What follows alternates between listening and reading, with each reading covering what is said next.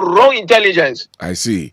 Nti ene yebeko court na de besi no so obeko hobi na de besi no eya na wa ma ya so ansi wo ho na wa yi asotani ehu de ekoso but omo yare no omo tutu omo de omo akọ hospital ahwe omo. I last time we call prison yard on never said 3 no omo da ho no omo di nsu asi omo so. Enti na ye treat on prison officers ni de ke the yami ni mi de omo hwe omo yie papa omo hwe omo yie. I see. But na prison on so prison yard no ayemma ebi munye baby nda ayemma enti omo do bia omo sun so yango fon bo omo prison officer yango fon bo omo na yenja omo nko fie enti e bompa but police for ni de omo ye incompetent to throw ACP regional police commander say koto enti ke odi demand say on resigning and I say you free because of violating the basic fundamental human right of citizens and also protect them. Nipa do do be say na say and umkwako pimo court. Nipa ni who say Obuase ni dajo over 400. Over 400, yes. No mu kopim. Ebi me ko Atasamanso court, na ebi mu so akota fo court. But me wo Atasamanso court. As I also court to be. Because na me court to be. Say me dey me give. I see. Me doctor nti eboa me. Can yes aka me so me dum. What fast na still order so them. Oh, say order so them say wa 4 dey bi o sun. Because ni mu hwe. Obi o free akra ba na ya chi no say wa attack obi. Em won kura say EPO so mutimi shin trosa. You're a student. Now you're a student. What was a student? We this year. We talk report. University, Technical University. We this year. Nanka also Baba Srami and Asan we too. Doc, therefore, see the best piano in him say, "Oh my asunsi, you that's an pay." Yo, Mr. Midasi. Dr. Moshood Abongo, ano oko boase dadwene. Womo asupu no eka wom no, ono eka ho bi. Tine wamo court na yakohwe. According to doctor ose dadwen for na yemienu we ya dadwen a enye omo na esi EPA for no kwan we dadwen omo ti omo ba bia omo dwene omo ho omo ada na omo dwene omo da omo dwene omo ho ena ensama be for ma na wotwe mienu mu a womo eda so ewo remand na mebusa se nti e basa court remand na se abase ohuni asem ti yentwa masa period na court na remand wo bedemu a kopinse wo besa court anase bibi wo mranim for nkyere because sometimes fundamental human rights bi wo hono na yetiete so bono nyam na meyeye accidentally or coincidentally or want me identify the pakonto wa bechime yede me akodam 2 weeks afei mahu se enyemia se men twiri mu 2 weeks no ansana yakokota ku ne ko 2 weeks no na say de besiesia say na meka no anyway so that is what happened eso ewo na yebekodwa so aba ohu yeba na yabeto aso ba fi ewo bantama ono edibia ba so we are solidly behind honorable Afenyo Markins presser. The Kwanda ruling leaves much to be desired. Again, Dr. Baumia is our best bet as MPP. We don't want any so who do we mean to be in the words of Honorable Atachia. And the Atachia video near Bebo.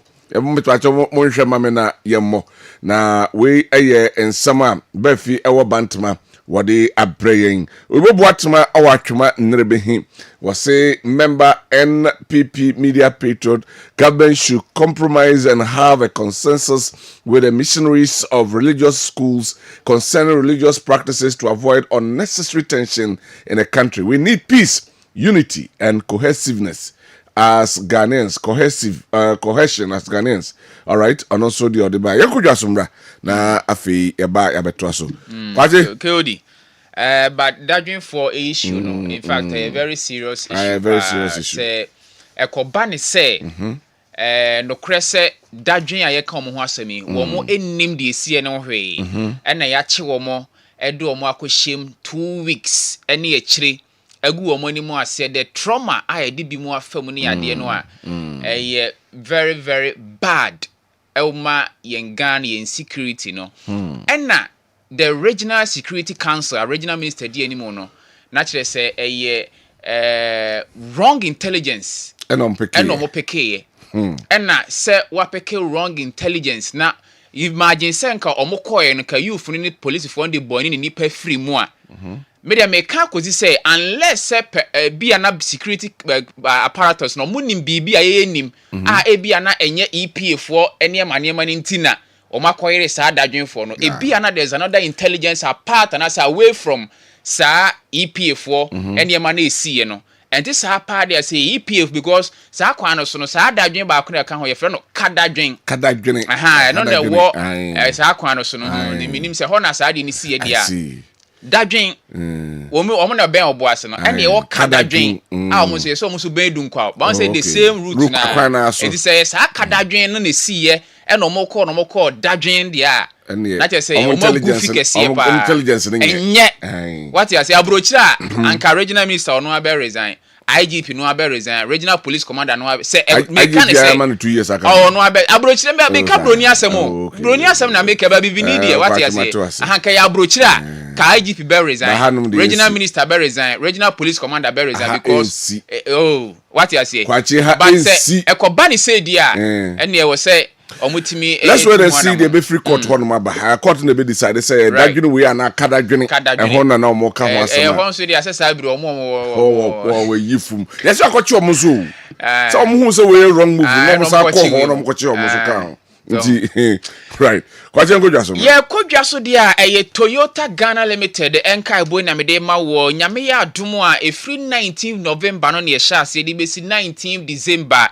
ya chere se akabe na wotwemenu pani de dwumadi ba na wiye ene sene a wa oyusu Toyota car bia Toyota Tundra Toyota Tacoma Toyota Camry Toyota Prado bibia Toyota car bia ene Hino trucks ene Lexus empenifo se menka nchiro se ene Toyota parts no wo mo ateso ahomo chichimu aduonum 50% into pep car no parts ni bia to se ye engine na wo pe gearbox na wo pe suspension ana electrical na air conditioning part bia no a mepacho Toyota Ghana Limited so oboro mo office bia no a ade na 100 Ghana cedis e dey mo 50 cedis eye 2000 e dey mo 1000 enti sa na Toyota Ghana for e dey abase ba bia be ro shop bia no oba sa niam no emmono kama hye na daka mu ne yi ama wo na watimi dia bo kan ho ama atimi aye adwuma kama e dey ama wo empanifo se ebre eda so 19th November to 19th December na sa promo e ba so dendende Toyota for se Ghana for ya so omumu ya je omu akwa ba mfie bebru de honie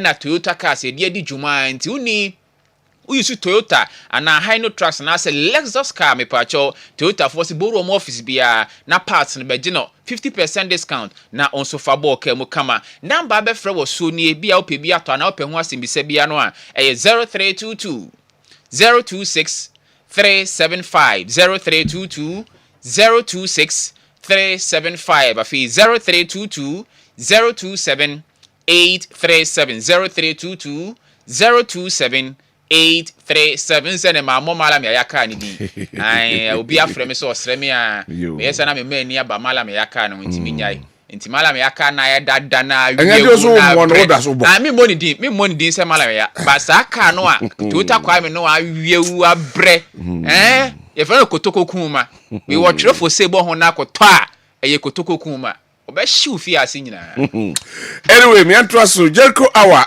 ahomnache mpaye baso kwada bia ahomnache no num kopinse no sia beba pamu na wakohia very reverend Kwame Amwa Mensa and Reverend Joyce also drew ewo Bethel Methodist Chapel okwada so na yedimpaye abompaye sebe ya mpukyire ene niema akyekire wonyina no ebetimi adwiri afri wo ho we Jericho hour na etreda so no yebefa no Joshua ngoma ti insia yimu aduonu no say walls must fall was afesuo no adwiri enti ukwara bia yenyina yemma na ne kopiem Bethel Methodist Chapel kwada so na yenkobompaye Nkan kire mo se mfinhia aduosia num 65 years ni omaya adwuma Ghana ha Ghana fo nso ya mo makwa ba ya je omo felso ne saso ntino eho adodode ne ho afahye ne ho afidida ne bi ni se ombeye yenso ya adoye ne sei fan yogo ene fan choko ene obo radwom ba bia eto yogo to bia na ura ho no mana se bicycle fo ni twem na tepo people pina abo pin ho a fan yogo ne fan choko no ya peja ne kase nim e de cost ready 15 grams e de aka ne nyina ho a je se bi obeto bia no ne kase ne mu aye du na ne de no so ekosro ye pa nti farmak for se nka nkyerɛ se bomodin aboru ababi eton farmak ne yogurt bia awura ho no a wo se wo pe fan yogo ene fan choko esan se ne ye de kase ni bia ka ho ya ama ne de no so ekosro ye pa nti ba bia no rem na kokogye o de enjoy more joy with farmak na wonum edisan kabwe ebre me fan to just say million champions league no assign aba that we dey aye better a bigger yan say Milo atimi aboa my Ghana member beye opepe aduonum appropriate aduonu 20 million ene nei omotimi a discover omo talent yakopon e de emom aboa mo emom asetere mo so atimi akoye nyame adoma afide baso ewo Pajo Park 6th of December 2025 na chese wakoda no bebi ewo bia se ofre busua emubo sika se bi ofre busua wo mo eniska e de busua ofre bia no fane bra no so on be shine or computing nyina no wo shine afi wo hu achede yakopon e de na aduemu we eye Milo for en akofon se bo Milo dia e kasa ahoden a eboa amatumi ko anim no eno mo en de dwumadi aba o maboa man tete kwala ne bebre nti afidie no yenyina fi ani enchim e wo Pajo Park busumi ebesimi 6th of December na chese akwa kodisa dwumadi no CFAO Mobility Ghana se enka nkyerɛ sɛ omodi ye car ehu adwuma na wonum eye oye contractor me pacho ope car no wato ope excavator to de adwuma na bako na opa me pacho bako se akofa lovo bako na afi excavators de aba eno betima beji bie e de abaye adwu kwan ne ade oye kuani mo amoye large scale farming no uhia bakos ne excavators ne ade de abo de adwumadi a me pacho CFAO Mobility Ghana fo akofa bi de aba na wonso oye contractor se ne meka no uhia anwia car kese ye de Shackman trucks ni bi aba na fuso trucks no so ye de ye holiday de niam agusu okokwan tintin Burkina Togo ni ade no eno so CFAO Ghana de Shackman fuso trucks no ebi aba car owners muntie na mon hye ne so ene buses no obia pe bus emu odene mu ye comfortable atena na ode free Kumasi akonkran Kumasi akosunwane Kumasi akowa tumu ene mia hodo a eye Kenlong buses na aba no bi no bi page otena mu a ye wo babia de ofon be sha charge ye USB port wo ho babia de oniam be sha babia de nsuo be hange chese bibia wo mkama eye Kenlong buses na CFAO Mobility Ghana de aba no ena ye nyina ye de afi warehouse for mo niam amu akra warehouse a forklift ade pagya no eno so the Toyota forklift ni bi e de aba ye no so nsa be kebo pe tire car tire na to car bia na se size bia nso aba onsa ebeka bi wo ho ena ope SUVs Mercedes Benz na ope pickups Mitsubishi pickups ne car bia ope bia no eye CFAO Mobility Ghana ena de sum ye Kumasi ya mo be sum ye ha no anya senkuma ye wo Hapa Road ho no mo a ye ni KM for office no ene die ni mhwe gina na frɛ na kokoyi die mono chiamu no nyom ona wo sene number no 0501 353717 0501 353717 afi 03220 22201 03220 22201 na yebeje oso MTN sen kanchen se momo mensaka promo no wahase eje wodi ana unyanye ya na ne wo ya ka kiri tentem ya konako download momo app no tenten na fa your transactions bia se wo send skill se wo digital se bank transaction no se eyete senyo se mpo be bia ye momo no kura wo no ma wo qualify se onso onsa eka momo mensaka promo na ekoso no bi already yanka se be 10,000 nipa ena omatikan age bomo ede omenye omhye unya ahye nche se etwemo obetimi asenya na de tie ni ewo 2 billion na se omandika che 2 billion Ghana cedis 2 million Ghana cedis na chese de ona chese kanano 20 billion and say omache still a chede no guso a ekoso obetimi awini 200 cedis de bia na otu bia 2,000 afei bosume de na chese 5,000 na chese edawakam aden ena wonko na onko download momo app no na afei onfanya transactions ahodo nyina yesan wo ultimate prices ebi so ho hoping 100,000 and also that's about 1 billion Ghana cedis obetimi enya na konhwe na bontem na ko na also kwa wetimi enya achede no ebi yede ani kiremu ewo Fanco Enterprise men kan kiro se ne adansie hu niema ne bo no kosru yi pa fiewrafo estate developers anase uyo obi a si edan hodo anase usi dan hodo anawo hotel a mepacho eye Fanko Enterprise na so do wani ehwedi kan plumbing ho niam anase pipes ahodo ne bibi edidi djuma ewo adwan ne dan ho de Fanko Enterprise akofa bi edi abaya ba wonsa ebeka bi afi ye affordable doors edi abaya wo China doors your Turkey doors jacuzzis and shower baths cabinet basins afi water closet 4-in-1 showers ni nyina no eye Fanko Enterprise na ede esom ye mepacho edansie ho niam bia de furniture mo ewo Fanko Enterprise na beje na ose promotion na oye nyame ya adom enya dibro nya ne wie se kim etwam enti ba bia wo bia no unyansi udan kura uni asase kura betoni ma nugo sanse Ghana de ade chi ade se na ne ma no bo no kwa na ekosoro wonso asie dudu bia be yepso ba beto agu se de be ya odu sampempenso na odu epono no ana de tintim ne kama pa enti building materials de ba plumbing ho ne ma ne epono de a eye Fanko Enterprise na ba wonsa ebeka na so ne mienu ewo Kumase ha yedi kan obofodo ye wo Fanko Plaza mo odu bofodo na buso bia so pe Fanko Plaza obi abekire na adum hanso no ye wo eye repair from achiri ono ma ye ne Tonisac Electronics na edie ni mehwe gina bena fre na ne Fanko Enterprise mpanifo ni nkomo e wo 0555 047929 0555 047929 afi 0551 011 767 0551 011 767 Anay afibia Kessben Group ana afi Kessben Media yedi si ho epe moja etwi moja ekoboa Konfanochi Blood Bank afi die so nyame ya adoma bosumi ebesin de toso edu emiensa ena ye nyina ye hia ewo Aseda House a 8 am pepepe na chese yaba betwe kakra akoboa moja yenton enti so unua bi ehu hia po na se numue bi hia moja na se wo bia na de aboa no yentwen so ma asem ne nsi ansa na akasa afi ne kohwe kwa che se wo mra matwi moja mai da bi bra na betwe kakra ye nyina mfa nkoboa na Konfanochi Black Band no yentimi ya moja dodo emfensi ho no obi hia bi animanim ya na omo apebi ede amano na de tie ne medical de atodwa se memenda 13th of December 2025 ena jibede no baso na de tie ne oba betwe a yentimi ntua oka because moja yenton na emom woma so yasen no woma akere kakra bi a omde beka ho bra betwe bi wate na so ye ka womo a omaye bi aboa mo man puntu akona nim a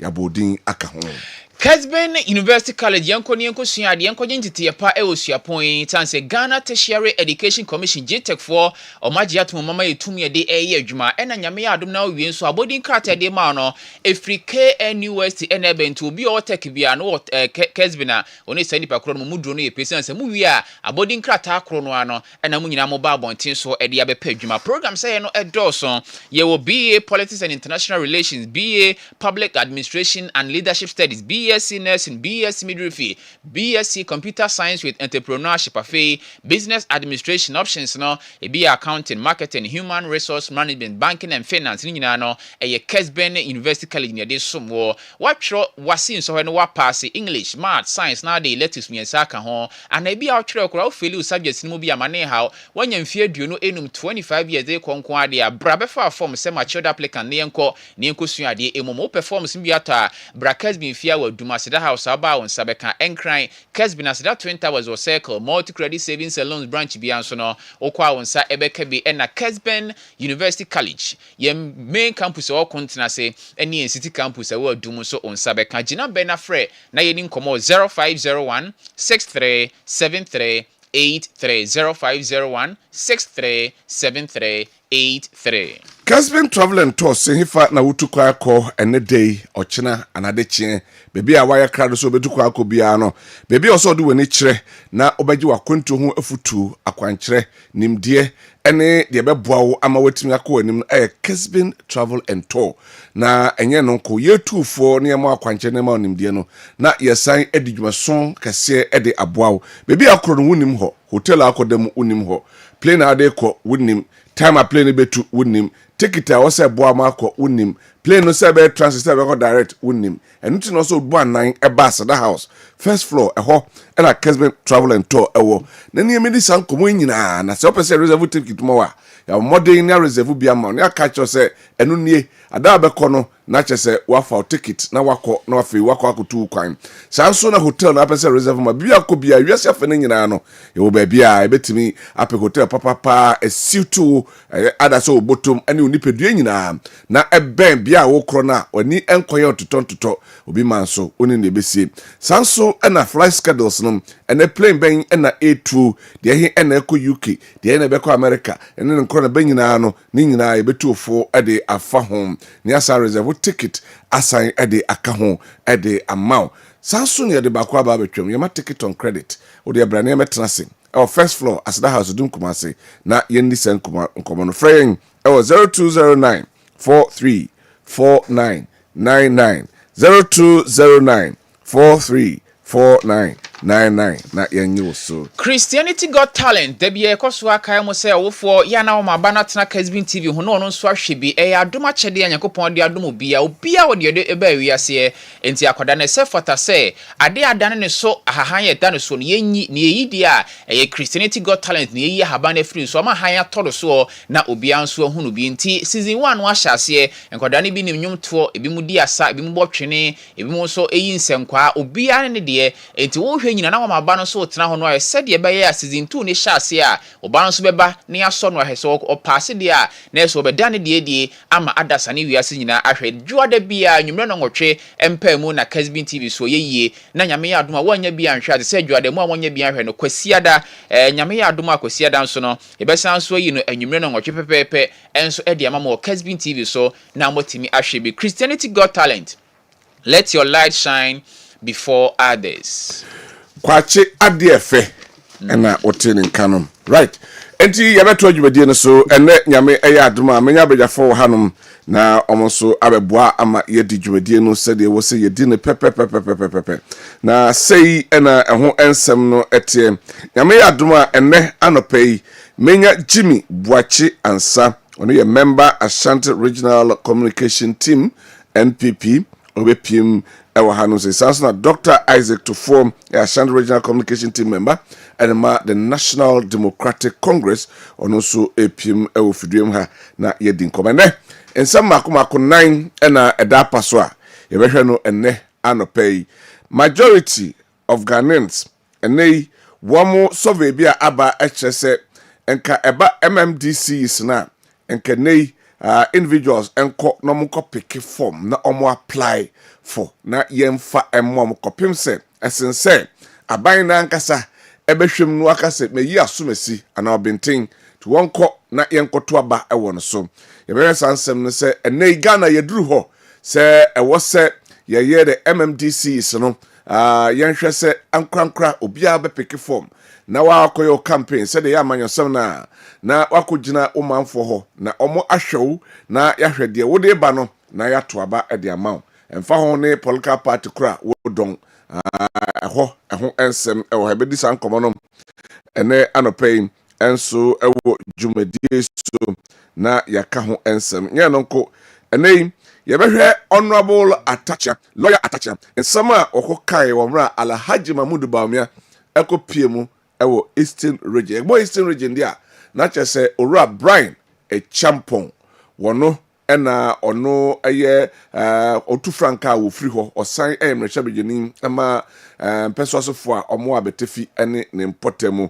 yebedi san komo no ene anopay na yahwese ensama honorable friends Atacha kokan no ebe won say don't elect a leader that will embarrass Ghana at the UN we dem so maka ne ye we say yenko tinsama honorable Atacha kan na afi ne emra na yemeto so sia papa bi aka mi sia na ne mokoto chacha na ye di papa ekosi United Nations samunu United Nations oh awurade mbere mu ne wiase ye ya na ade no samba biemu a wo beti madafoka Ghana fo beti madafoka Ghana fo beti awurade nyakopɔ mampani na wo ka madafoka ana wate se Bawumia wa ka madafoka da oh awurade mesremo ya nto chacha na minum se obehu ye mobo obebie bi papa bia we ayensama honorable Atacha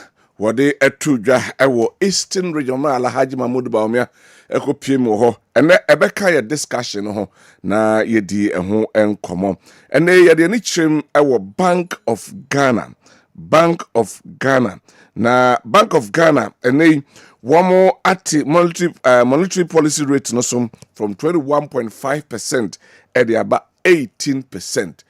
Niemeye omaye, how is it going to have positive effects on our economy?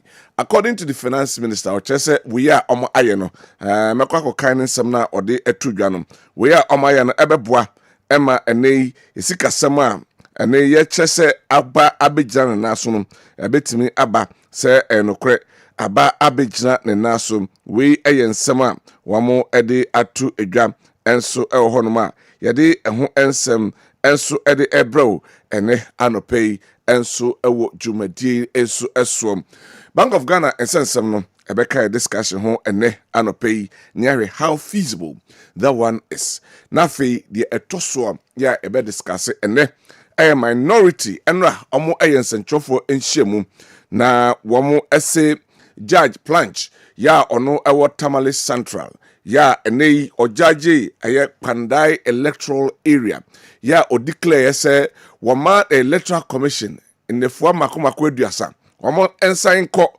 na womo enko to abano efoforo no eno so ebeka ye discussion ho ene anopei na afe yedi eho enkomo na sei ena eho ensem etie owura ye friend say Daniel Nsala Wapal wono ena ede ensem no ekogina court say ene we hu say newe bi ankosuye ewo election 2024 na eba so no na pink sheet ya yata friend from 8A no about 41 out of 152 polling station no na eho ewasem no court no echese inconsistency enti a breach the electoral regulations challenger no assign editudwa say isi no we move the constituencies coalition center one country one more omujiremu eto aba no ebia anti baby a omo ekoye with the private omo right to monitor and challenge or request recount of offense vote no and say bad no eto ye no properly no na court no ejina so a enei womo ede etudwa say enema ankoye enti abato no yensan enko na yenkoto no ebio and the next 30 days, say the 2 days about betosunti. The next 28 days, I said the electoral commission ebo modern na was sign echo na oko CC. Ni yesa to abano for se betu dwa. Honorable Matthew Yindam wano ena ojina NPP anemu ya yetu abama no a wasi owini with a landslide. Enti die enei the judge ya otredwemum ya obu asem no wontenase na mpo se 41 ene ho nsema ba ose yekọ na yekoto abani nyina ana we ensema wo busa so no de odaso MP edema nipa womo ewo Pandai ene ne importem enti oguso obeka nra wokotra ho Honorable Nelson Dafiamakpo wano ehye aha apei onsemfata se wo se obetena mrehye free ha nempo opeja nensa se opeso your contribution on the floor of parliament nti o Peter ana se o ka kire speaker se papa no wo mu enyinu emfiri papa no so ekire se kopim se asema ode akoda akose omu stay se ene judge no ruling or the by yen stay kopinsi ebeka asem ne die ne yakọ the logical conclusion or so mrahye bedwanin edema members na say mpeso asofo a womo ewo Pandai ene ne mpotemu na enra minority no press conference ede ensem etudwa echese judge otredwemu womra ode ruling baye no in fact was say judgment in fact wa judges for any maguase judiciary any maguase papa Honorable Afenyo Markins ono ene minority leader ene okasaye ewodwumadi na se na o chese fees of practicing law en fie bebre no wo hunu bi da osinsem bi ho no ma judge betimi aba abonten abema directives de na so ensem bi ho no ma eyensem emu odru te o se judge edi botai ne de ntia sa directives no ode baye no wode eba abetudwa ansana womo etimi aba abonten ti sansem no de womo minority no wɔn ɛwɔ ho nsɛm ahodoɔ no a ɛnso ɛka yɛnkotie minority leader honorable Afenyo Markins ɔmra ɔne nsɛntwofo hyiaeɛ nsɛm a wɔde atu wɔn anim. The judiciary must know that their actions and inactions to serve the interests of whoever their paymaster is has the tendency of destroying our peaceful republic. We will not mince words. They can conspire to call us one by one for a so-called contempt of courts. We are criticizing their shameful conduct. We are not afraid. We are ready to be in Insawam for their so-called contempt. The world will see their disgraceful conduct. We will not sit aloof and allow them to undermine the very rule of law that they are supposed to protect.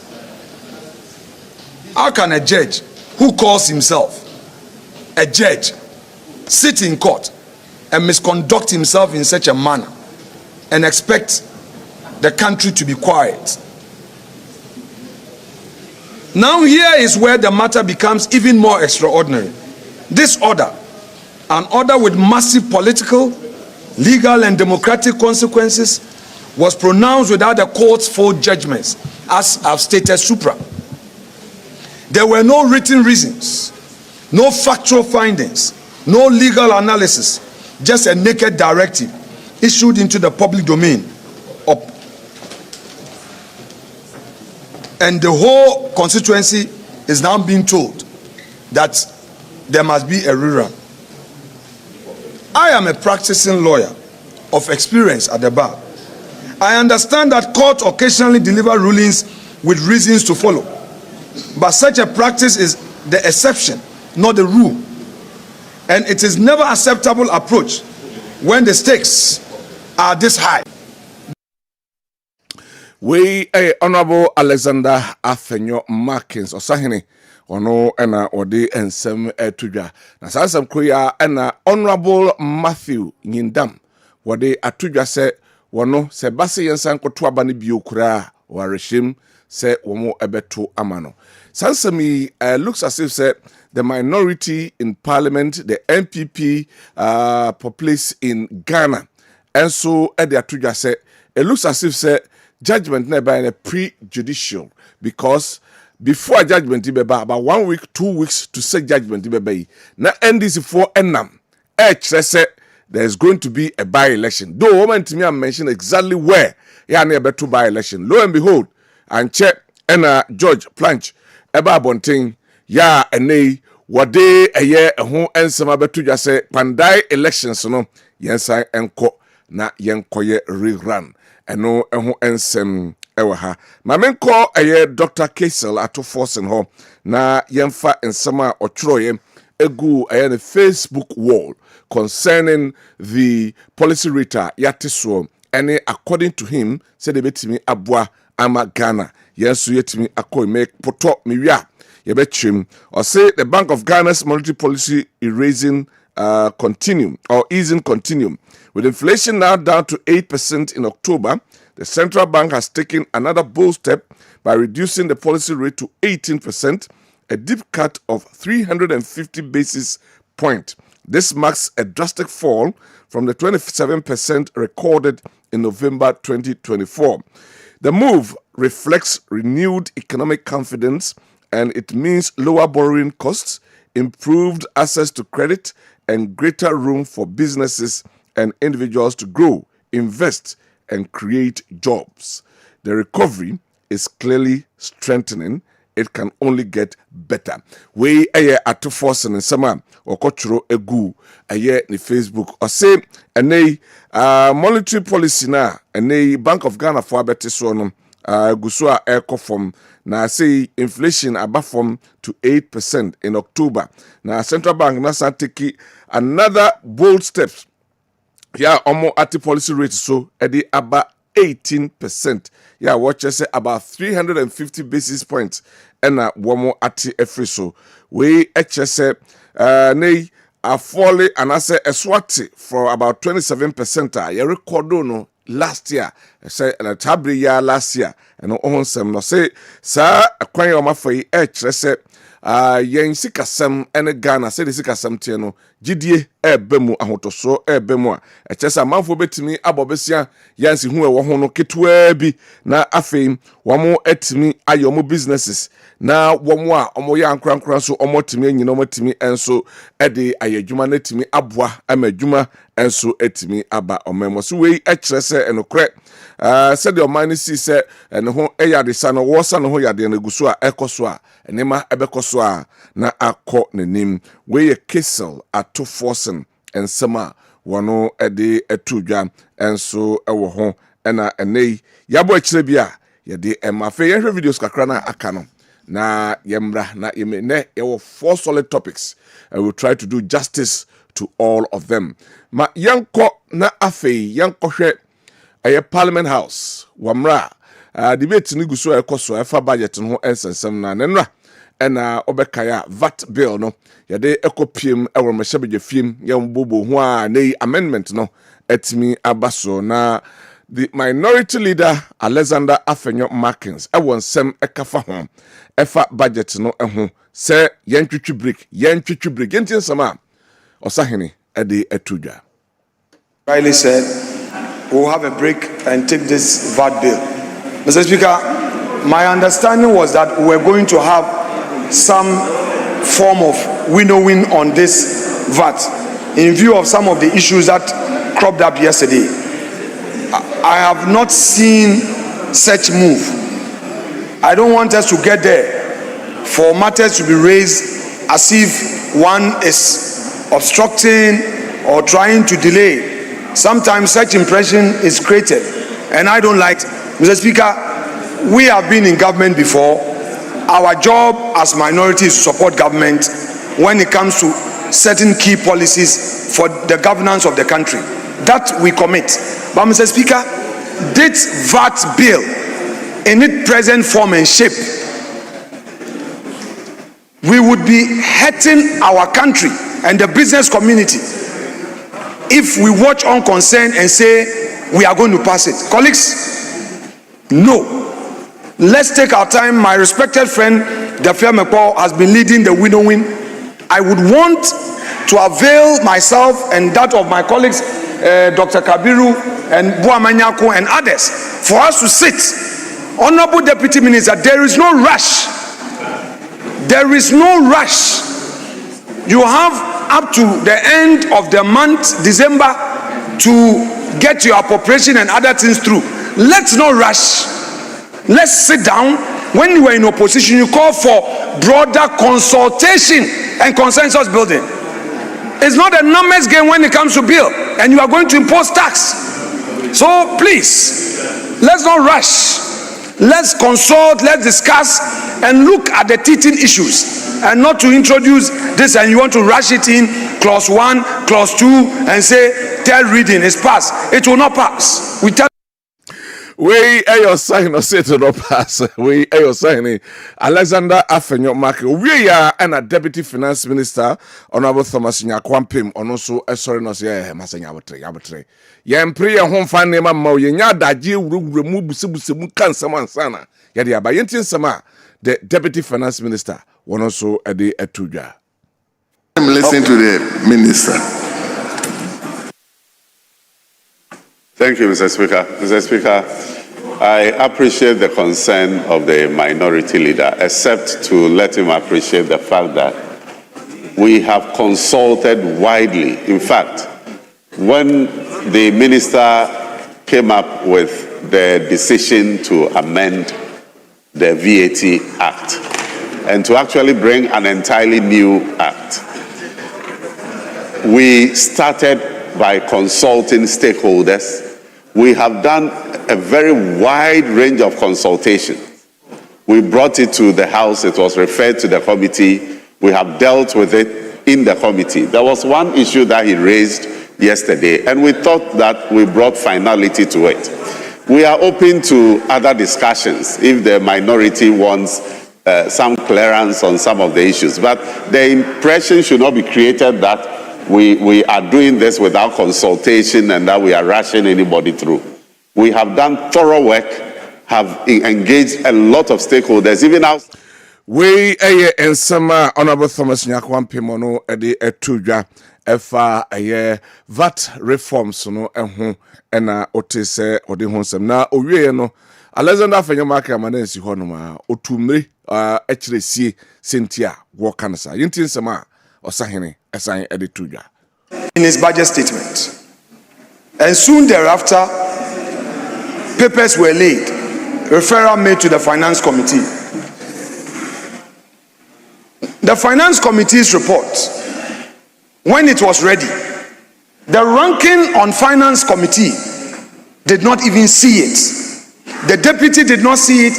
Members on the minority side of the Finance Committee did not even see it. 3. The motion was introduced under certificate of agency. So where is the consultation? Now, in the past, leaders would have the opportunity to peruse such policies, discuss it. Honorable Ampim, you say you have consulted and held discussions. I am right here. Tell me in the face whether this bill I ever saw it, or even before you laid it, you gave copies to leadership. I'm here. Tell me in the face for Hansa to record that I am doing mischief.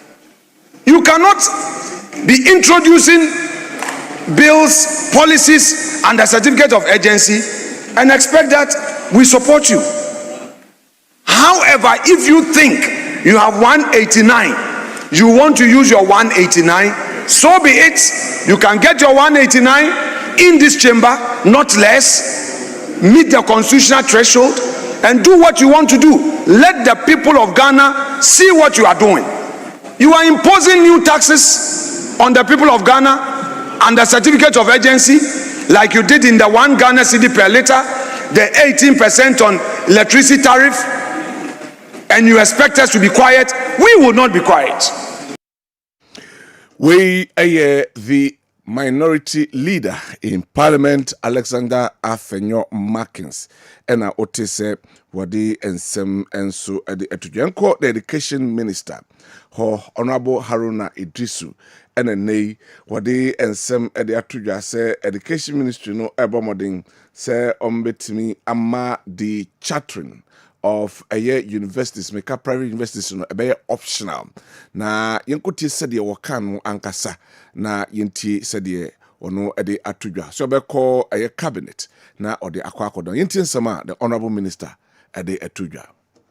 I will get a cabinet memo, or probably, given the exigency of time, an executive approval from President John Dramani Mahama to amend Act 1023 of 2020 and to make chartering optional, even though I had earlier pronounced that we will give a moratorium of 10 years based on the Azasari Committee report and its recommendation. We need to recognize what private universities have done in complementing government in expanding access to higher education. Our policy remains emphasis on what I call the access, relevance, and quality. We'll strengthen oversight using GTEC, the Tertiary Education Commission. We the Minister of Education and Otese and Odi and Semi Edituja Abeka last week Nano Memenda and Honorable Professor Emeritus Stephen Ade a public lecture, the first ever Stephen Boateng Esquire public lecture baso and Obeka and who ensensem share and private universities Ede Abwa Amagana Development Akosum Emma Kessben University form penny for editor just by next year. One more ebe chat tiom home at a free a year school may autonomous Mamkanasa na more album Kranubi and the Minister of Education and so Abuach the other to just say nay or the copium our parliament na ebe optional ha canena come be in few do and in a cheap by say ebe optional and who and some and odi way make say Ministry Education Committee no and so modern ecosra some of the private universities. Na eno enema opening ede ensem ahudoi enso ede ekotu edwa enso ewo ho. Meba na afei menso mewuram kakra Wesley Girls eho ensensem no na makan ne makakra mafo so atwro ede afa ho na yede amamo ba me fa message si kakra no na Jimmy Boachansa ewa ha etwen se Dr. Isaac Tufo eba beka yensa we say good morning. I'm okay from Bantama in the Senate West District. Why do we always settle for less when it comes to mining? Any serious country will use that $1.2 billion supposed for aircraft import and invest that into lithium production. Any deep thinkers will float shares for the general public to boost the finance. Any serious government will contract experts to do the mining and processing for fees. It looks like we hate ourselves and our God-given resources. Selling out is always our mission. It's a shame. Ken is our hope. All right? Yeah, that's it. Lawrence Bacheke, Buche was senior, sorry, and Quanta, Uber Unity Oil Filling Station, no, and also EDB Abre and Anope. I tell you, it is the recklessness at this height to say that there is no pressure on you to appoint a new defense minister. Given the heightened insecurity in the country and the sub-region, this plainly explains that the president doesn't prioritize the security and safety of the citizenry. NPP delegates must choose Dr. Brian Champon, who is number 2 on the ballot, and a former U.S. Army officer to promote the safety and security of the citizenry. All right. We, as Golden Boy Anas Boman Ponting, or say, good morning, Kyoto. You are doing a fantastic job. Thank you. And let me greet Ashanti Regional NDC Media Monitors. Yes, Kyoto, the small minority group in Parliament, NPP, has no message. What they are doing in Parliament is boycott, walkout, and press conference. Instead of supporting the NDC government to develop the nation, they are joking in the Parliament House. Now you see the hypocrisy of the NPP MPs. They are the National Propaganda Press Conference Party, NPP. Yes, okay. Yeah, that's it for your message. DJ Opai Demo Kumase Swami. I said, wow. And this government is struggling to fight illegal mining because of the reconstruction and dirty politics, corruption and dirty politics. All thanks to NDC government for the lessons they have taught Ghanaians. That is only NPP that can develop Ghana. Okay, yeah, that's it for your message as well. I'm King Dave Ewefijase, and also say an average Ghanaian salary for workers like our hard-working teachers and nurses range from 3,000 to 5,000 cedis per month.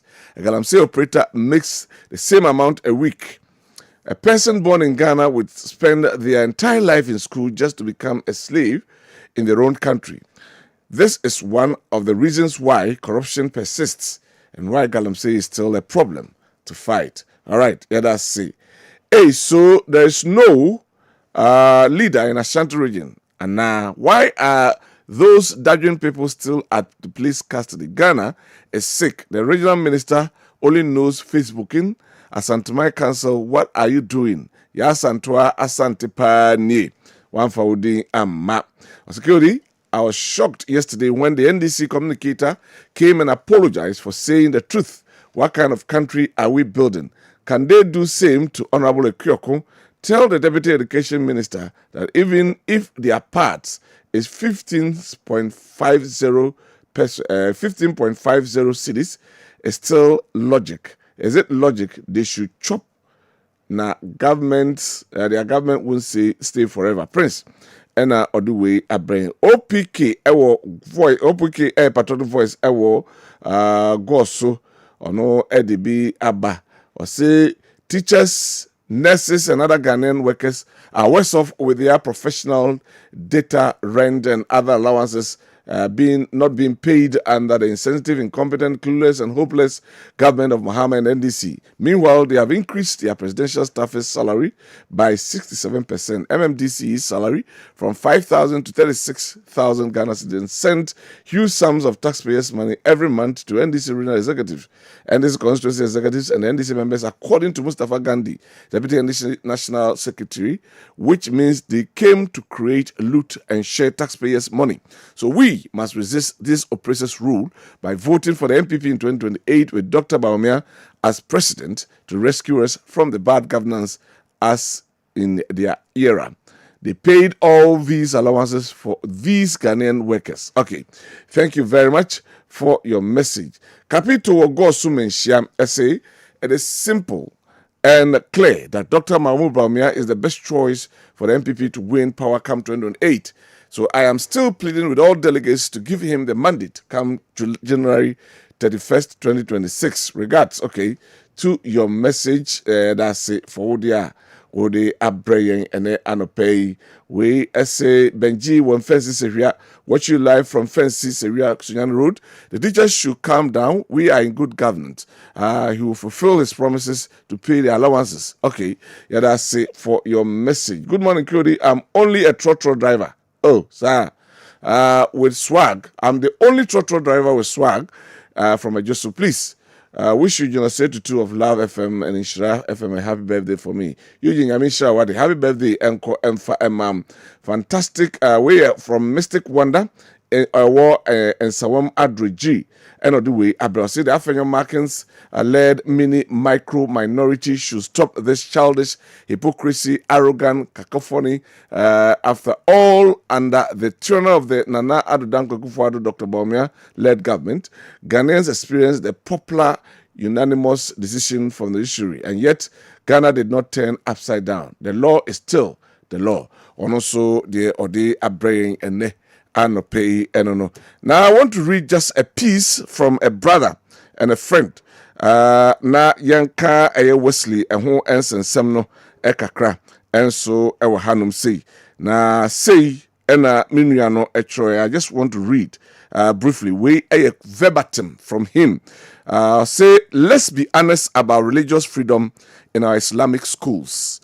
We Yusuf Abdul Ganiyu Ishola Ono Juma Ozuria FM. I say, as a Muslim, you must be you want fairness, but you also want honesty. When we talk about religious freedom in our Islamic schools, you must face the fact no Islamic senior high school in Ghana will allow traditional worshippers or idol worshippers to set up a shrine on campus in the name of freedom of religion, and that is the reality. The simple truth, every school with a religious identity sets boundaries to protect its values. Islamic schools follow Islamic principles. They don't allow practice that conflict those principles. This is the same way mission schools protect their Christian identity. Using Islamic senior high school as an example, ask yourself, can a traditionalist walk into an Islamic SHS and request a space for rituals? Can they set up a shrine, burn incense, or perform rites during school hours? Can they demand equal space because of freedom of worship? You know the answer. The school will not allow it. This is not hatred or discrimination. It is about the school's identity and the values it was built to uphold. Why this matter in the Wesley Girls debate, when we argue for accommodation for Muslim students, we must stay truthful. We can ask for reasonable space for prayer or fasting. We can push for fair treatment, but we should not pretend that schools with strong religious foundations don't have limits. Islamic schools, too. Being honest strengthens our arguments. It removes hypocrisy from the debate. The bigger point, the Constitution protects freedom of worship, but it also allows institutions to maintain their religious character. The real conversation should be about balance, not about pushing narratives, but ignore the truth. But that ignores the truth. If we want fairness from others, we must also apply the same standards to ourselves. We ensure dia or de eba and we Wesley Girls dia no. Akwa na twe ne srene abasa but ye ka no kure pa. Bebia ni honoma, won masa kwan totally. Se say aba, I think said the abeing ebema yenya the correct way e was here this religious issues no efaso. And then I know there are rules in the country, but rules are there to help us live our lives. But there are other people also who have their limits as well. Also etrema womo edi womo edwuma. Te asam na aba no wom se atoni general akwa kugina ha we Canada. Baby a wasam rane da no na yemfa ento. na de wo se ye no yenye ni yenya se ye hye ayi ye religion na chi na sabio ye hypocrite na ye ka we de ba we be ye ho no aka ne saa eso ade krona na bia so to school a wo ye yenhwe ni ye na yentu hu anamon na yenko na to mampani His Excellency John Dramani Mahama and now no beto dwa say your security especially defense minister yempa ho asam ne nka wo se ye wi afi na afi e besim foforo no and na obe a defense minister no problem about that so watoto nani and I say watoto na chiye now yenim say Dr. Keselato Forsen and na all acting as defense minister and then at the same time as the substantive finance minister. The defense of the nation, and I said that the security of the nation is very critical. Meaning, say, definitely why you're not there, and that's what to but Woshan Yama Air Koso, our Africa. Nasi ya to your security as here, and never bet me, no, and your papa. So we are just pleading. First, on no dear here, pa, because a dear bear ya, pass will be sorry, na obe tu abain egu, a bear ya pa. To your mampeni aka. Say is under control. We want to believe say in some na work no under control because we are around our borders in Nkron ba na ekoso ho no enya dia depa ti wakana so under control. I'm sure say ebia say Dr. Keselato Forsen wa be the face of our defense ministry, but there are other people working underground. Say our security will never be taken for granted. Ni yetimi tu na mama na ko say ba na sa mampani kudos to you. Nyankopon moa. Na otimu pona we hwe abua amagana etimi akonanim no entimi enkonanim. Na nkoba sa na se amafo bi efa ho edinsem hunu ewo mam hanoma anhwa de besie no enya de papa. De kase ene o mampeni ahyede ye bompa ye se bibi boni bia ensi ewo ye mam ha. But that's notwithstanding, that doesn't mean say enema was ye this see say be ye security no so etimi agina brand no ye betoto na se. Say amafo bebre adwen almost Ghana you need defense minister. But I know what, or I want to believe what the president has said no is something that we can solely rely on. Abebwa ama ye security no etimi akonanim. Yes sir. By next year no mampeni etimi enyan defense minister na bibia etimi akoye ama my Ghana enso etimi akonanim na etu empon. Let's pray. Enei oko Guinea Bissau Omampeni a ono yato abama no ya ye twen say the electoral commission babebo aba no wono an defense minister anase ayi aba abonten etu na banyegu ase wono take over. We shouldn't tolerate such things. Anye bia no kabi maminka bia mamu sense ye need to be catch us say ye samasa na wedi so samasa. Let's hold that peace that we have in Ghana into yen kuta no sekosua na emwaye na yenko yenim. Jimmy Buache Ansa is seated here. Jimmy Brian and yatro na ka na tade num na osono no hyenso no ene ne colors no yatro two na yade aka ho. Jimmy, yeah, good morning. Good morning Kyo. Na ho ye Krista da Roma nkakra yeguso mamemfa akonyan na memfa nsia kese pa Infri Dr. Brian Champon honum efama obibia wajebre na ene anopei oti yen on Kessben Maakye jumadi na mimbo woni wadwumayefo nyina abaso ofa kufizi so my man yakwa kese pa na menim se ene meba beto no wo jumadi so bet me bayi mani enya enhye no so Dr. Brian Champon edinchia sonkon edema obibia wajebre na otie yen live on Kessben unim se ene ensoso eye na woda. Oh, okay. Ene Dr. Brian. Dr. Brian Champon woda. Yes, ene eye na woda. And o here screen so that's happy birthday Dr. Brian Champon. Ti ene that's ronko. Yes, ene na onya 53 years. Oh, okay. 53 years na je say okopa de bia meka se my Ghana yenya adia oyi na ebebo oman ni yi pa na wohwe oman Ghana ya bakosemu ene ye politics ayeye ni bibia Dr. Brian Champon at age 53 no I believe say oye more than capable to lead our country. When him say we are a force to reckon with within the NPP presidential primaries no service na ba no hu de. Yeah, me hu service ni bi pa. But say okay say last year so service be by na issue say MPP din kunim. I see the positive side of the survey is that the woman biya no e wo say ye befa na ye dia ye dwuma because say catcher say obi din kunima eno nkyere say kotenase anase koteda e wo say wo tokoso na adwuma na wo ye no wo yere wo ho na wo ye ne yi se ne be ya results bia e wo say wonsaka no wonya ne sa pepepe na wo mu ekwakoto aba no so no gidi a wo munya wo mu no wo hye sa gidi no mu kena because ade ba kwa mehu na about this election aye kone say enipa bebre according to even the survey now undecided about 19% very good of them. And na nipa bebre so no adwen omafa no omompese obi abe den ebihu say aha no gina anase aha no oye den oko enti yebeda wo mu a omutie na se na yama Dr. Brand Champion say dem di kankan no yama ne tri nkwa na unim say ene ye kase MPP amaye konim ye pobia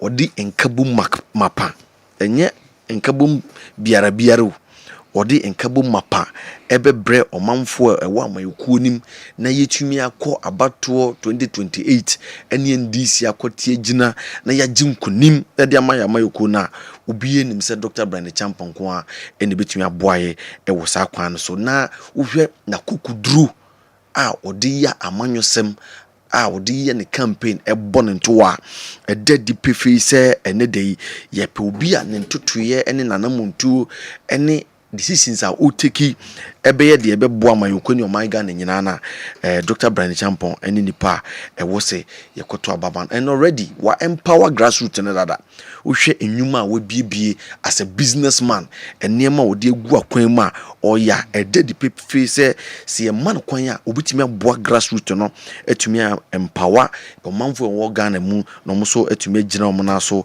ewo kwan papa so na bidisi kura no se ne de ye pe okontekro anasa wo mo standi dipa ba kwa oyi discipline so hu okase obeye ade wi ya eno na obeye anasa okase ade wi na oye in terms of abatu aye ko hwe ne kasa wo kanyina na ubun se ondidi obi atem onkase nti obi a enanu ni so one of the topics I be discuss obi akoto ba ye den abobi anasa obi akoto bi aye den amane obi hwe Dr. Brand Champion wa the campaign ne nkomo wodi nyina no issue base ni nyina issue base a eno na ene party fo ni nyina ekase omuhia ebetimi aboa ama yama ekuo no ya fa yentoma pa efra na yakwako dinkunim 2028 na the passion with which or the lead this particular campaign any passion or the boa amayukuo no passion or the boa amanfo e Ghana no yeto ekoso esre otwidi ampo nyankopon se onsun mu onje ne tata kopim se nyame adoma 31st of January yebeto aba na yeyi no as the next flag bearer of the new patriotic party na yeto aba yi no so na wase yema menom ye papa no mo mutie fidie no omo ayenim omo mbekwa akoto aba ni bi yenka aka ye ho na yema obi anti ase se Dr. Brand Champion eda number 2 on the ballot se ukwa akoto aba on the 31st of January and how won ko be bia enkwesi utrase ma utriso hwesoro hwehwe number 2. All right. Too sure, too direct. All right. The team honum from a Dr. Brand Champion. Na party no intimi fan to my. But that's it. Hey Jimmy and Ateneka transfer Dr. Isaac to 4 or no about cancer. Jimmy dear hanum. Now I share discussions na same time. More message I bet with for 0551 599 933 0551 599 933. Yes, shall see from Pandai issue no. Na yeni ho enkomo enra na minority no a press conference ya omde ensem ahodo etudra. But looking at the judgment of the judge, you know, how do you take the judgment as MPP? Because my allegations are before the judgment, you know, and then this phone number said there's going to be by-elections. But lo and behold, and check and Judge Planch a babontinya wɔde ɛyɛ judgment on Kwandai ɛbaeɛ. The statement now all can say about 41 of the polling stations of 250 something no pink sheets now and flood and collation center na or senka agents ne omasifo no kwako gye ho ne quality no isi no esesa na one more bia mane enti some quality some more objections some new objections no eka ho no some the results na ba enti judge ne say yenko na yenko to abano foforo within 30 days see dem kasa ka be 28 days yenko nkoto mamito Jimmy Gildi mami na wase na mensan enchia omo majebro mutie America krani yesi afimo enkomo bebre na akoso about ye mame Chief Justice Tokono na dentia ama me free honum no eni se me pese mi twa mfoni bi di kire Ghana for hwe de ekoso wo man Ghana mu no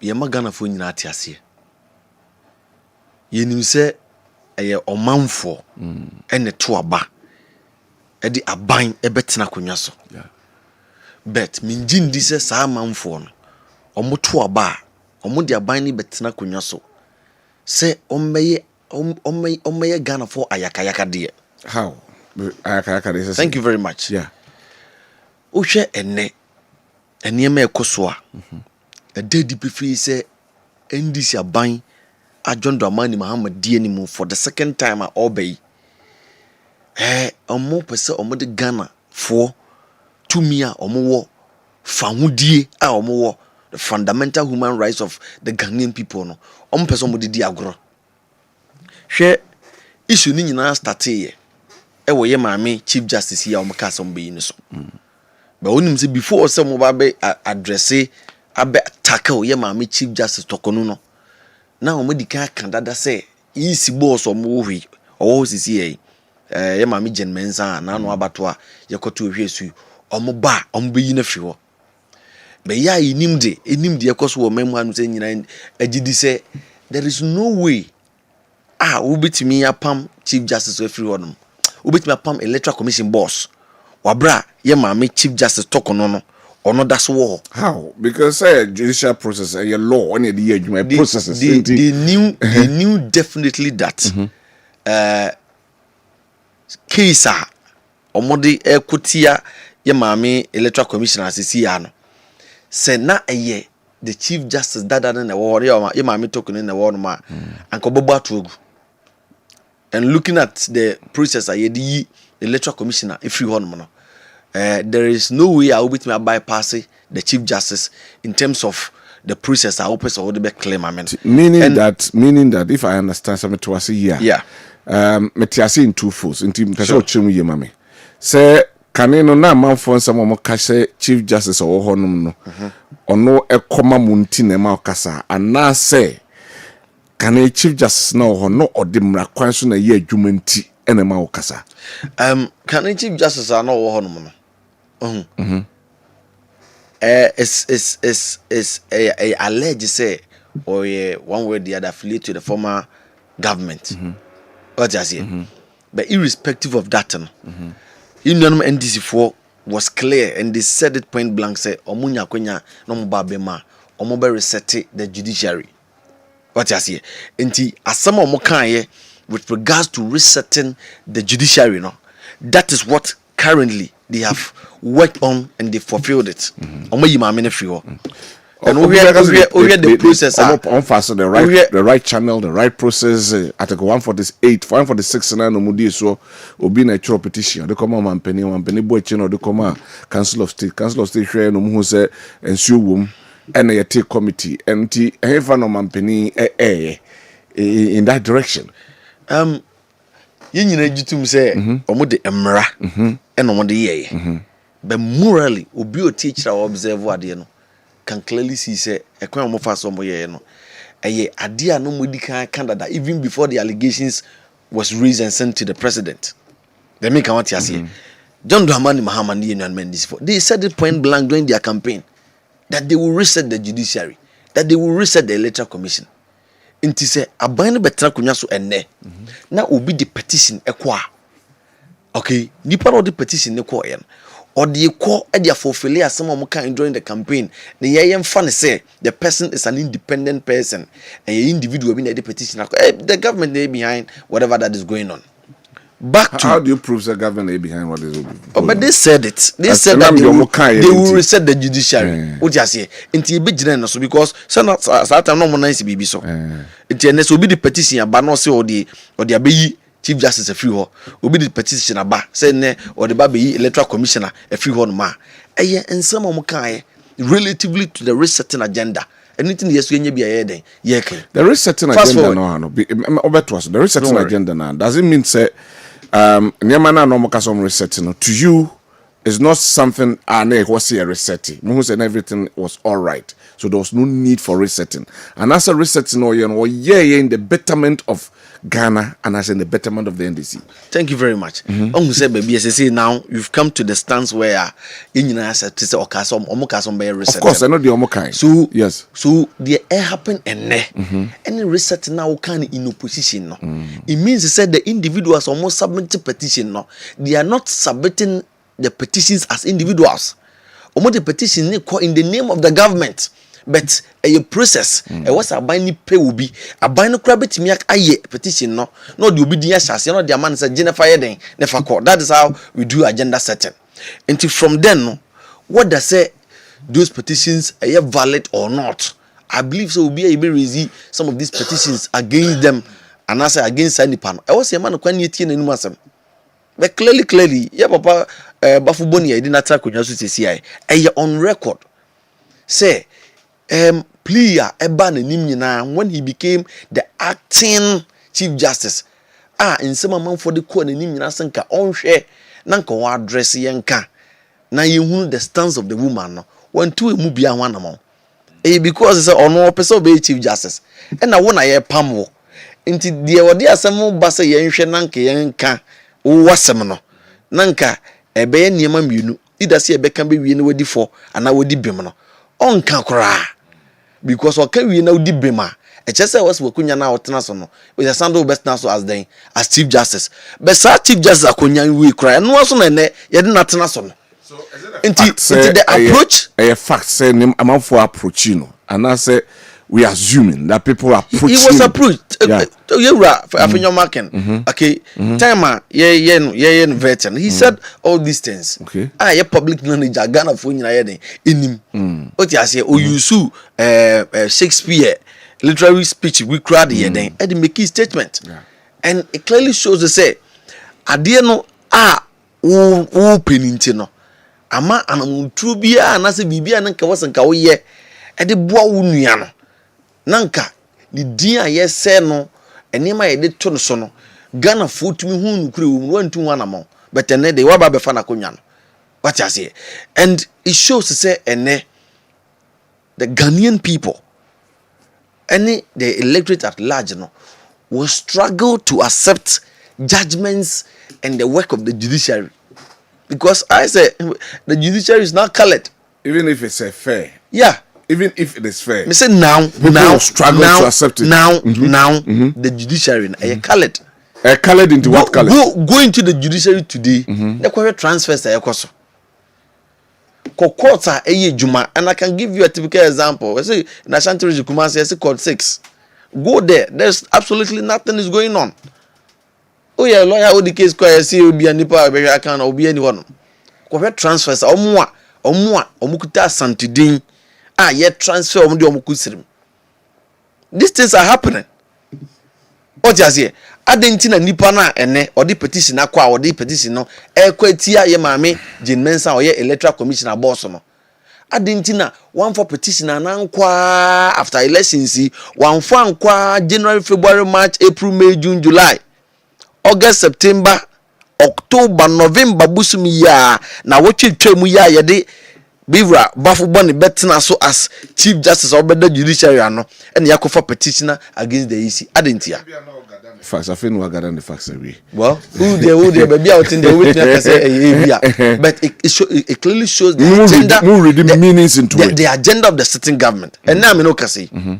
Ruling na aba monte. I find am do remo up and die on. Tie. Ye wo NDC for Timmy pa NDC for no omo de omasem akwadan court say the 2024 general elections are yet to Pandai regarding the parliamentary no omo to abano ewo 152 6 or 52 I think 152 or 51 okay polling stations. So I want to get the figure 152 polling stations I want Pandai constituency abaya to yen omo to no at 152 polling stations TME pa and na NDC for nipa owini Pandai parliamentary election no ye MPP ni pacho de make what you say and NDC for say abana owini yen owini with a margin of about 4,000 votes representing about 53%. Owini we yen no and NDC for the court say omunti ase say onu na bedi nkunim and they had issues with 41 polling stations. Yeah. NDC for omo Pandai omo say omunti ase say MPP ni edi nkunim wo parliamentary elections a omo to no 2024 no omo sema omo de kodan court no and say issues are omo wo e wa bato no out of the 152 no e 41 na nanu ya na wotwe e de Chief Justice Bafu won be si sui jeja e de no koya okotena sa asem no so no asema o kanyina ne say and this for problem omo wo it has to do with 41 polling stations out of the 152 enti say court kura beje o masem na tum say yenkoto aban foforo sa bana yekoto no at only the 41 polling stations are you know no NDC for omo ye obamre mu omo ye the petitioners no omo issue ni nyina had to do with the 41 judge no judgment of the buy nyina ne say wato 152 ni nyina ato agu yenkoto 152 ni nyina afoforo let me go out here. But omeki other additions. Say the coalition center, the EC, SSN, one country agents, no. Say kwam faso mo quality, kwam kaso mo kabo, some objections be credit couldn't raise it there. And also, what do you make of that? The petitioner's plea has to do with 41 polling stations. That was all. That was all. Okay. What do you say? Omo kono. Yes. 152. You see, strategically, no. Omo person, omo pe kwan bi omo fa so a, omo beji seat no. Every MPP parliamentary candidate in them. Because omo hu ne say enei a NDC tia ban so yi. What you say? Omo nsi ke nyina hye ne nsei. Se judgment ne base yenkoto abani nyina foforo a. Omo betimi apekwan bi omo fa so a seat no mbeden.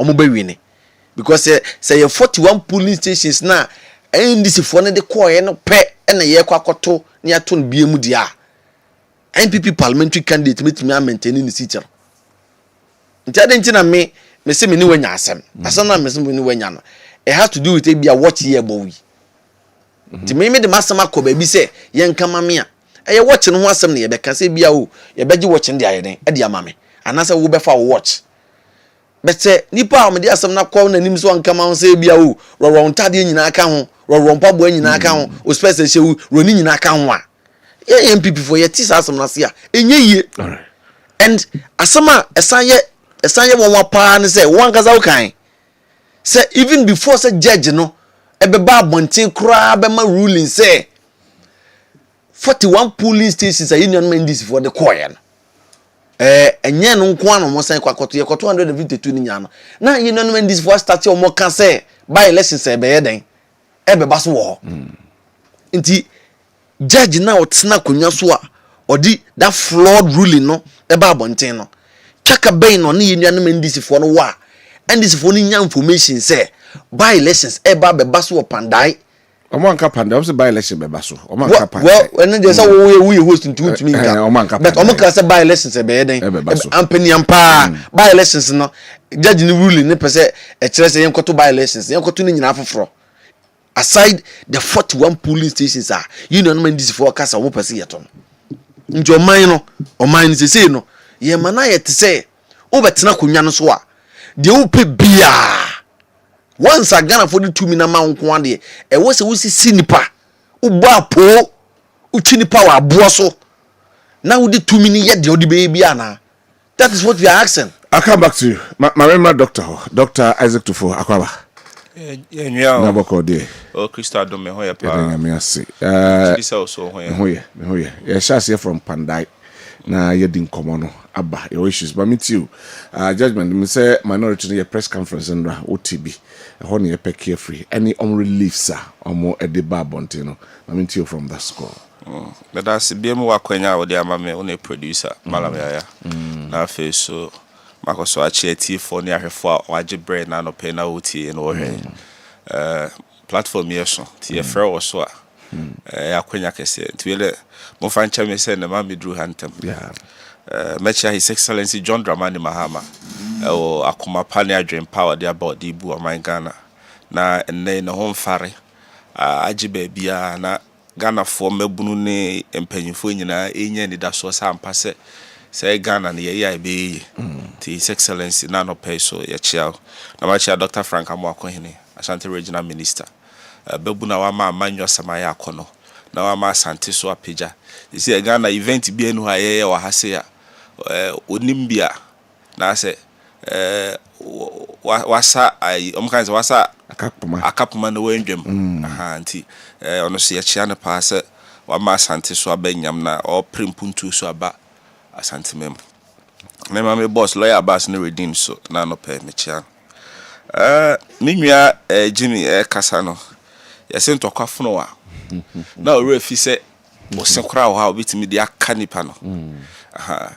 na mpanyifo se bu bebi utrimu fanya unsuro ko biriso wona wogitum se election ekoto ye wa wini ya to abama wadi nkonim nti se kase se ekoto biemu kra wo how ne say so dynamics necessary because that year no nema ba here no this year there are so many things here 2 years nti if that is the case there say ekoto aba obebi fufuro bitimi asesa and the dynamics no yeah maybe and say why you adwuma ye wo ye ufi adwuma ye na enye wo chichiro obi nsa gu nachi enye krono na mo boy senia court ya me ehunu se no mamu na hoyi na enye krono na trimu fine na wo to aba na nipa na do no mahunu se adwuma no betimi aya dede bebrebe evren wo be kwa me akoto ohuna o shade nsema no akosha se free chief justice enye na anka bi enne na wa on Jimmy ni MPP for me ehunu se chief justice you twa mi no your women organizer or your women organizer nti ne mra pa ye de nko si mra no se ono ne wo hwe mra so de mra be adwuma emum nya mra no de be adwuma nemum de ono pe ne de MPP pe e no de be asma o kan mi nim de o say o ha who is she Ghana yenye personality ne didi o man so eye Ghana mra 1992 constitution ne various protocols ne articles ahodo ne ne dibu o man no enye o preference enye o particular ene aban of fa wo betena adwa so ana o ma wakwanya say beso man Ghana na wo som no wo som man Ghana eti mo paint picture na me ehunu say so ho dia de mo pe nyina mo sabe kan de na se de na mo me ehunu say ampa say mo de ne beto so anya mo bedin o me ye MPP bedin MPP a women organizer na say o mo de ne bre ti taking a cue from what he said you no kind na ujina so ama okasa okay and anya he's not the only person or kasa same way as o mo nyina na o ha na say Wama me ehunu se na o MPP ni a de obetena ho nyina MPP mra na also show say ko ho no man ka atentene aspect what they are saying ebeba so because some who say they were based so ehwemo colors ni bi enti na ase bibia eno so koma mo iwi ase o and na some mo kan wo position so na mo ba some be reset be judges ni bi efri ho eno nkron ba enti no mo so bi o mo kan ya ka say be judges bi efri ho ya ka say be reset na anti ya ka say be judges ya say no ehwetwetre bi esura ya na omo subaya no mo de no mo de judiciary na ye no lumba bonwum bi remember kwa me pen na asem pa o se me da me dwene me hu unya obeyi ntia ya na ye osesa na metie nanso me kwadwo me dwene me hu ndc ye dwene hu omunya omobeye nti. Have you reduced the judiciary to that level? Say this oh no, the government also control this question should have been thrown to him about making that statement, you know. Say sana tie dia sana opa kire. And so ye may come and negana ni bi otie bi anya sa hoto so any that so say NDC His Excellency John Dramani Mahama NDC only no Ghana for am yakwanya se meso me man Ghana de sa judicial manipulations no ye enye no ne de bu man ho ye mbe manipulate system no to favor us emra ne sesey. What does the law say? Emra ne sesey enti mra no de na eka no kan na ayo MPP NDC aba no mutrimo de no ne refi 2020 allow him play Mr. Jano Mr. Hold on. Jano no kana some Mr. Ye ka panda is go for chief justice so na be tell them kan Jano just allow him because o ko for chief justice be wura mu so ye throw ye go that tangent awusu asem kwa mama be kakra o mama ref dabi ye ka wickedness 2020 okay sir Central Kofi ne lolobi for no kai omo nipa over 17,000 akofo ado baomia led government any EC a current EC e deny sankofo we amoma nto aba wickedness bonebe net is and we there what you know ya to abawi obi susu say ye sisi no or their court that's a court agya tuma obe tnaka say ye abra wo there wo many panimpo anto aba no. Do you know 2020 do you know why the problem is time for because before the judgment none is for number bonte say by elections na say what to hu TV so say adi4 ne aye akọ me so me kabase me too you hu no TV so say adi4 ne akonfo e kan na obi bewu ana so obi be free no be free ma obi free ma and when no ye case e dey kono you heard the evidence on the paper e dey kono you hu say e dey be din kunim. I see it no we nya say bia obi na ekwohye kire ne ye ka kire judge bi say oh sisade na ni hokra sisando da bi ye yente sa omo nti sai na no omoye efie nwotwe de na nado ne ba omia ombe ye no but ye NDC His Excellency John Dramani Mahama di anim ne de ye de mra ne be ye adwuma emra nko emra ne se de mra ne te na ye ka trimodin dia e de ka MPP what 2020 region ye create ni ye abai who created 2 years and sana 2018 ye created region 2 years and sana ye beto aba it is enanka boundary disparity bi woma it again to me for 2 years na correct say you know what na because ne ya se be scheme na ho ya kodu obi nsa die ya say wo sa no ma we nyina ya tena ma na atwam Ghana for atwa so abetena say nya ho de be ka se obi trimo no aside abi man judges here transfer and okuta santidia bema Ghana and the no we've moved beyond that me after Poly the first tertiary year me Poly na me kan koy the first work is Tamale Regional Hospital the friend Tamale Central Hospital that was my first place I me koy ejuma me kona me ni mo bia o I got the opportunity there, went there to work. And you're part of Ghana. It's part of the. We are civil servant. You know, transfers are part of the. Yen transfer one. It is a transfer bar.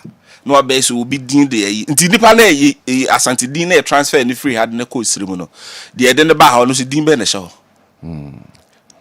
Honestly, ye di be ende wa man show ye the when din na be show and no say when din that we shouldn't be engaging yeah me know they we young o team and now crowd we do many ma campaign for also we unifier obi o unifier now say transfer will be 20 I say that be that we need them throw below the bed the embra in the panda say na make no o trimu fire unsuro ko biru so me de bia be me betena ha meka o trimu fire unsuro ko biru so nimsa panda fo e ho mu gidi se sisi o mom kokota o menyo atemu win enne no mu nyina ni age o candidate kro ko gina ye to no so aba ne so be win o how ne say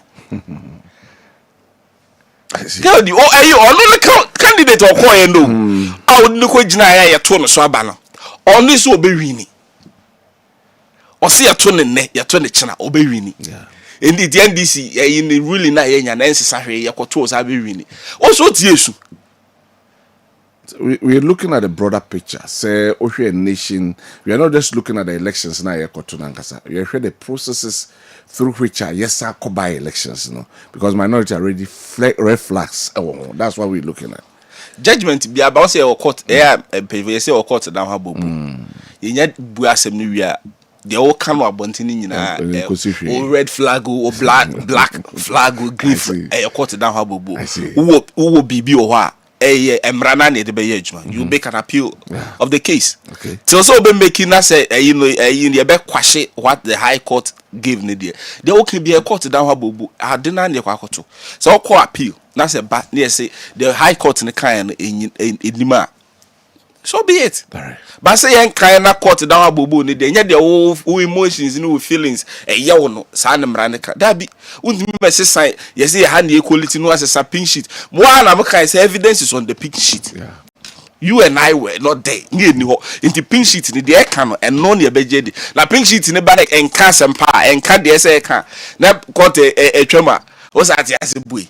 And the wujina that be let's stick to the yaja tum say be no enti say quarter share say within a month near easy arrange wako appeal say ye appeal now kwashia ye stay of execution be abane kwakoto o candidate class will be winning the NDC crown you see abe this one say after the yekoye more campaign because MPP for this one be dey o be din kunim so Jimmy etia say yesu and no M1 on yin say why do you still reference Mr. na o kasa say why na membo ni di membo kodua na membo kodua membo kodua say wona me not here MPP tia esu but o muso mbede o mbe wini die enima ne say ye maame awo ne enya ba ye nye enua abeya ye koi ye kwa ye de be wini all right. Yeah, very winning. Be sure man said there's any equi and no matter than aqua very winning. Well, that's Mama Jimmy or Rebata, Mafi, Jimmy, just a minute. Messer Minu Kakra. On say, there are some two of them, Sir Brand account. You didn't just come and then be talking about Jimmy. Maybe yes, yeah. Who's we in this in our veteran our casa? Otiasi. So speak to the issue. Adi asem na mo de call court. Pandai wonum na enne. Judge no say abani nyina yem kwato no foforo no. Omoto aba no e 152 polling stations. Oti ase. And enya me wan say asem o kan nyina no say o se me misu. You don't want to talk about the truth. So you can spend time and say whatever that you want to say. Does it make sense? It doesn't. Which one doesn't make sense? It doesn't make sense. Say me am de me ho. I'm a political party, I'm a NDC. Me see 152 police stations na yet to about ho no 41 and I'm what problem wo ho. Political party being one my contest or pandaya or see apart from the part 41 now NDC raising issues about no. Obiang raising issues about the rest and 111 now I can. There's no issue about the 111. And to all judge na there some na be down. Why are you still insisting say you go to 152 ni nyina afoforo when there has not been any petition, when there has not been any issue? That's your problem. Because they know say amodi takasi beji seat. All right, but that's it. So yeah, na no yema Ghana for atiase ya. Yeah, o say me mete yesu. But you see, and now na wa bemu. Echena. Ebi a wo so ba be di opposition. Ade na wo ye esana wo twa no. Ye did the same thing ebedi. All right. These are the things that we are talking about today. And ye ma Ghana for nya tiase ehunu de ye den. E koso. Se ne be ya echena bi aba aye de boba no. Yamfa motechi. We do carry yamfa bonu. Ye de be sibam no. Bedase, thank you very much. Now you move on. Musa Abato as a nation with one people and a common destiny, we should not be behaving in this manner. The education minister must step in to address these issues within our educational system. Everyone deserves a free and fair environment to practice their religion without pressure or coercion. No student should be forced into anything they are not comfortable with, religiously, socially, or politically. My regards to Chief of Staff Julius Debra. All right, me move on. Jimmy Mesha se biu efri ho. Na yenhwe eye atacha. Ensensem na wade etu dwano. Mesha se efri because it's coming from your camp. It's coming from the camp of the NPP. Atacha ona anano ena Alhaji Mahmoud Bawumia kopiem ewo Eastern Region. Na yama honorable Atacha because we di MP da. Se wombra mejina simpi so na wonkasa. Na ensem no de tu dwano. Bepesi edom wesuko na yenhwe wa modin wa mobiedin ba ose Ghana for anase MPP for nhwe no mankoto amba amma obia oko UN obaka koma na faka ewo honum say this statement in our political climate in this time of the day. Maminti Jimmy, what do you make of that statement? I mean that was it. Na yensanda omamutie nase wo entiase omunya wonkoma yidi no hase emitutum futuro ngo obi ani no kre na na yebeka. I'll continue to say this. The political party amanyo yeyen se eduru this season a se bia yenko yobi na umbidi amayoko nanim embeda amayoko na no a yodi omudi the various camps echi no, they should be very careful with their comments. And I'll continue to say Mabaha several times. One of the reasons why I decided to go for Dr. Brandon Champon, and then I say Nyame adoma abaye cotton 31st January 2026 say to aba man on nese odim kunima obitimi a unite the Kennedy Japan camp and the Bawumia camp. Amoma bekano. But more can do be united. Because ene say ubisa ira Kennedy Japan call for say. Say yewra Mahmoud Bawumia renea. Obeta ne chia campaign amano. They cannot give you an answer. Is it the party or the person? Is the party or the person? You see, you see, the party is being represented by the person. Yes, but the person is standing on the credentials of the party. And make sure say, you see, the credentials of the person now or the baby Jinama party no, and a contest na ye kwa ye bako. Inti what and some na ye campaign yes a can ya obey den. Obey. Yenka say kwatoto ayampia kobo ekutia so wa mobi edin ba hu say obi so be ya no aso wa mobi edin na me ka say so so wo ya we say obi so be ya no nti na che say ayekutia na wo bo o ti ase nti Dr. Mahmoud Bawumia nkofo bo Kennedy Japan ekutie se kire bi Kennedy Japan so nya o gidi say Dr. Mahmoud Bawumia nkofo ye na mo bo ekutie aboranye mo mo tutubi a campaign ama era Kennedy Japan. That is the main reason why we need Brandon Champon. That is the main reason I decided personally. I decided to support Brandon Champon because over last year elections here, the approach of the NDC was to just play and prior to the immediate presidential primary. Very good. Anything I may say, abana ye kotono. So we MPP ni nesa obetubi. Utie fidi na we MPP niya uni mo bi obetubia ka kire ne se onkoto aba mfama Brandon Champon because yen to me ma sa de en enkoso between the two by omachitafo the one can some you know don't hear anything ayomachitafo but asem na o kan ye no de ira touch ya kan ye no oye Bawumia echita ni mebo a banya Bawumia na kan and am say so wo na o say ayomachitafo didn't you say that one gasa and am say you attach an odi wan yachi sisi ya Bawumia nti na meka say disaster no wo kan sisi ya and say you Kennedy Japan nya using that word no editia papa no obetuma kodi na chi enti the two camps no they are not ready so omunye ready ya for brand champion enko simple and straight. I see. Too sure, too direct. Mate. O just here, mami fancy. The ye kenyina ne say. Enzema omo kan. On say enne obi kwa kan bibi tia yura Mahmoud Bawumia sisi ya. Omo nkofo no enyom de. Unim the surprising thing is say yura attach ya ka asasem no. I was in company phobia omo wo yura Mahmoud Bawumia camp. Anka omo fa kwan bi so na omo condemn sa statement no. Now, and then Omungo and Kola Idiomuchin, they are sharing that statement on social media. It's not good. The question is that definitely when Oko Twabama presidential candidate, you look at character as well. And I'm a boy.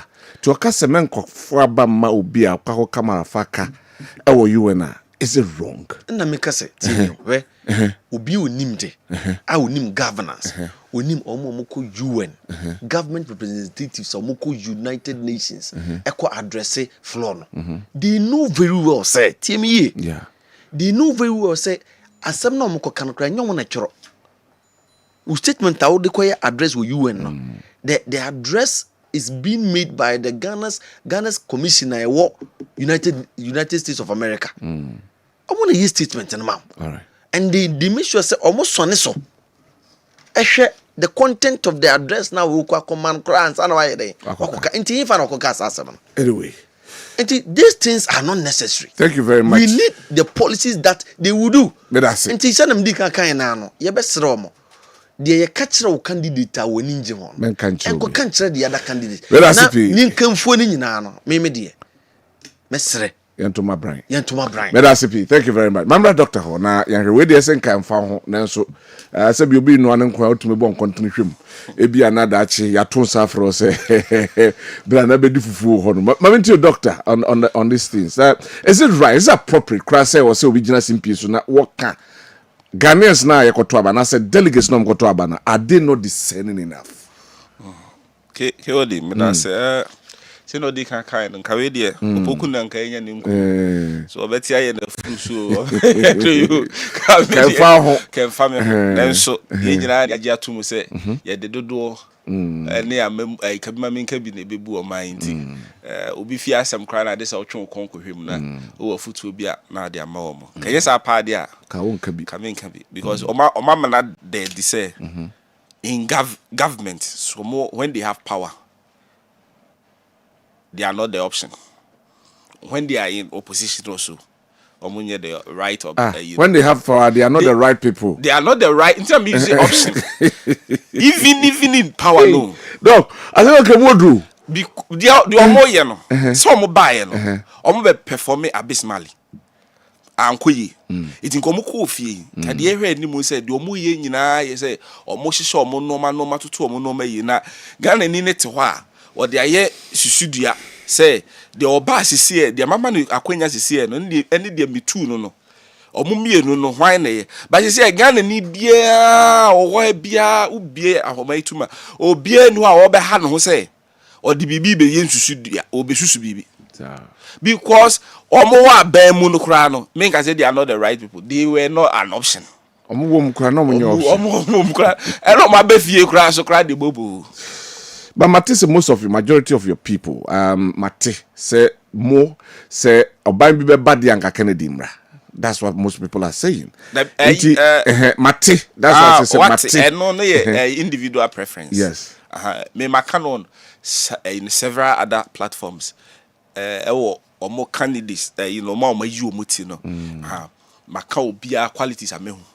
Me try because me and this nintina me de bia de ba kwa ki me hwe ne se nipa no the good side and then obeti my abo negative ne de beba but tem bia ye hwe say the good no always will override the bad side no enti and no na ya na me hwe enti wo mo candidates no meti ma ka obia Brian say me want na ama me pen asem na me nim no bebre kopem say about 5 years ago and me hu no bra or ne kwawufo no businessman ne sha say and idea no more one what the Kowus are doing no Ghana for hu by the time I other any tribes new groups in any beba ho na ko with their fagon To me, who's had them, I fall in love with or no any group no, ne current chief of staff.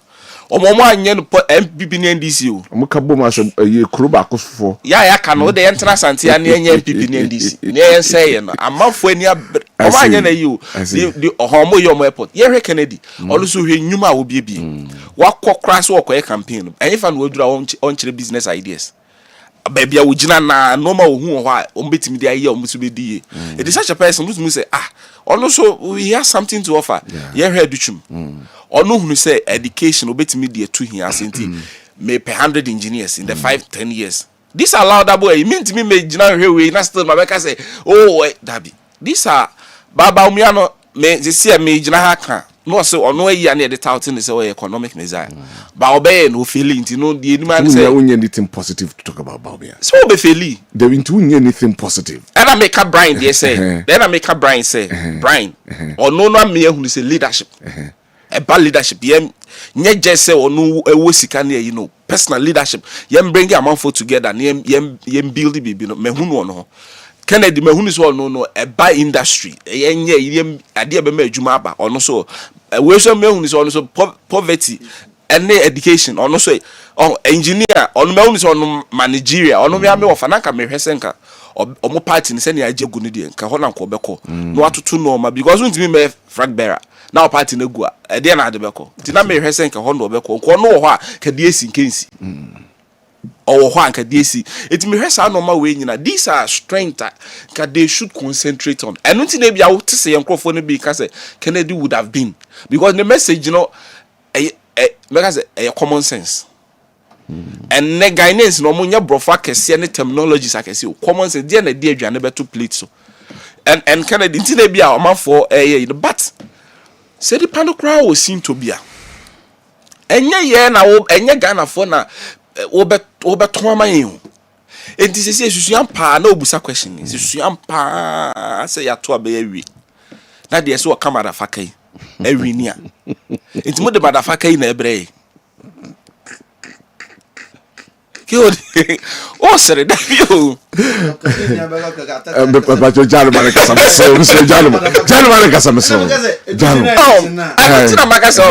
make us say make sure say make us say there no option say no the more ye mo hu yin na wie no mo wie na mo de motherfucker bre mo wie Brian so mo ka so ayede e do onye hwe wo bo mo ye we yin na echi no wie na de na bre hwan or internal minim say internal you know na fiercely contested but ye the sakura o say o ba manya bi do ye Francis Esiampo no mo ne Gusitando no mo ne omo makaka you have similar things in your party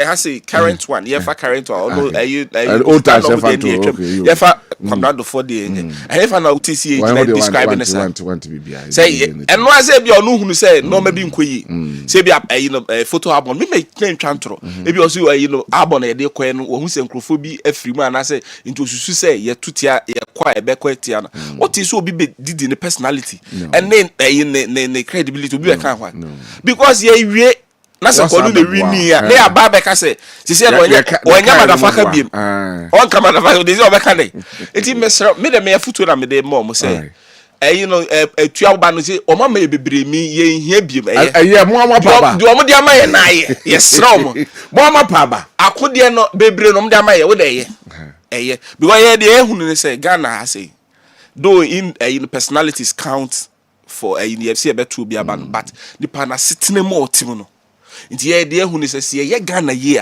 Ghana for na be boy abaso nti no ne target nti dey ye nyina hu say no ma piki nyina no ye se ne be Ghana for be hwe so no mato aba nye say bia the pana de ne be gina ho no na eso osonwa eso ye wo sika enikwa so wo sika eso akọ school akọ wawie ejako be se wawie le go ben what is on my table.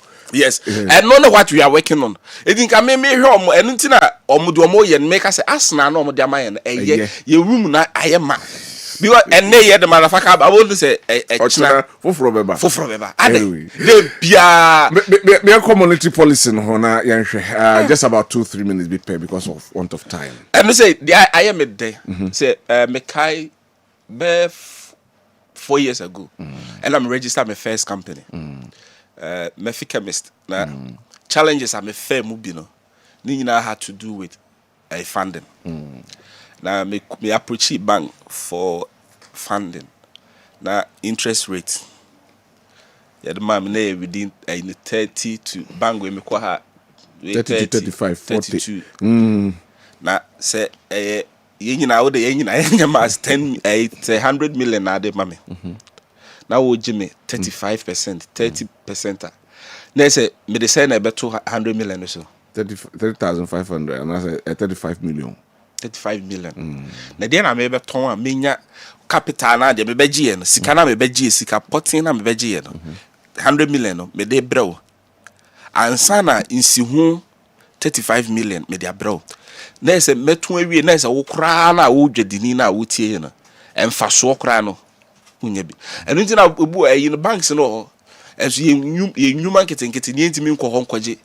Indi say a policy rate no aba forma de ka kire ye nyina ne say sie no interest anansi hu a banks de ma ankra no eno so be ba form na we dwadini a ana say we young person to say me a mre bi lanka me pe loan na no nti mi jaye no e ma me pharmacy ni card e ka paper so no ene no we babunu ana we dwadini a wutie mi a the ye ka policy rate abas monetary policy rate I say about 18% ni nyina de pa kire ne say ene no kwaje bosen a insihu na bank ne be hweso de amount no eno so be dey e be drop it ye hwese the from next week ikon ye be hu that reduction no nti e be boa menwuma ayede akoso nti eno ne normal na make wase mo ye de ye nyina ye hwese nipa na ote o man ni mo no ne ho be hare no se no koya ha bi bia no abeka Me that say. Mamenti on that. Yeah.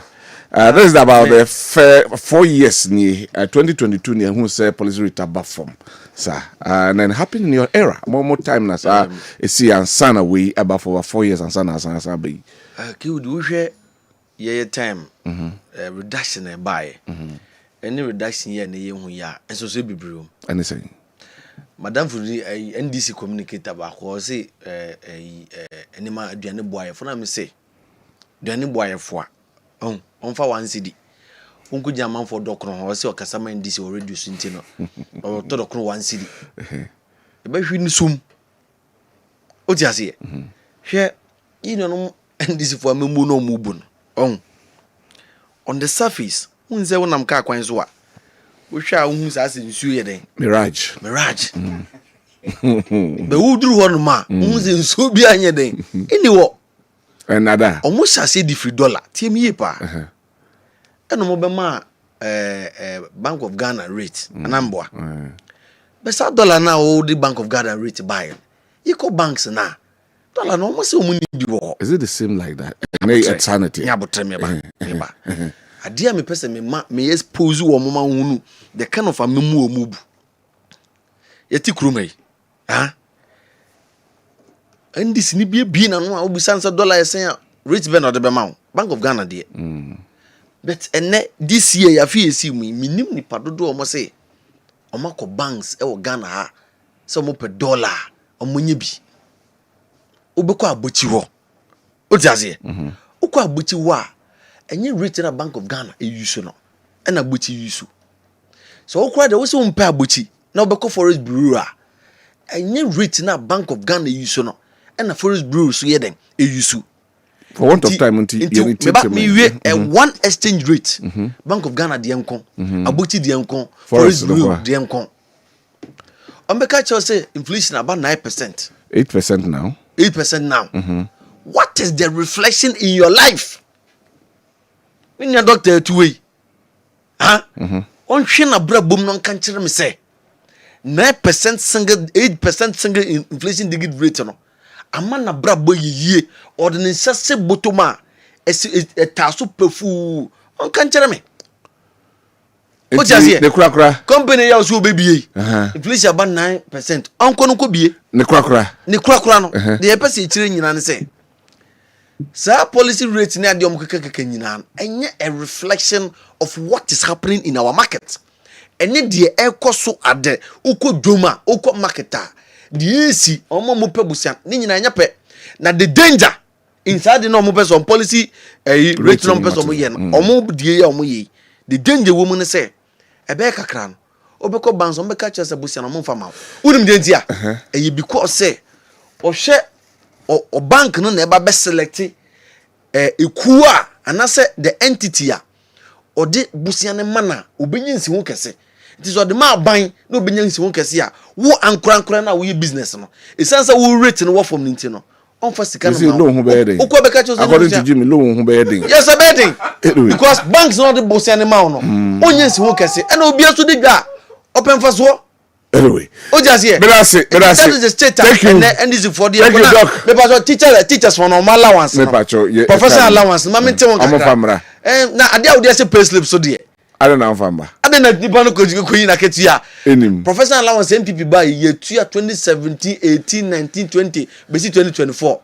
aban papa ba teacher for etia mo thank you very much Dr. Isaac Tufo Jimmy Swasi yes sorry so na Yakoba me say happy birthday sorry happy birthday Nkoma Daniel Donaldson Dazi or say may the good Lord bless you with good health and prosperity from Dora Harrison Arthurs, Dr. Abedin Eduwe by Samson happy birthday Nkoma Yvonne Ado Oyejuma Star Life Insurance must may this day they bring you a joy, favor and good health from Mercy Toku or Star Life Assurance Dr. Abedi Korean Eduwe by happy birthday Nkoma Mr. Kennedy J Nentwi aka Reverend Ndawanim head teacher of Atimetim DA Primary B, and as a deputy returning officer for the Electoral Commission Otafo constituency. All right, and I say, may this year overflow with happiness, great health, and everything you've been wishing for.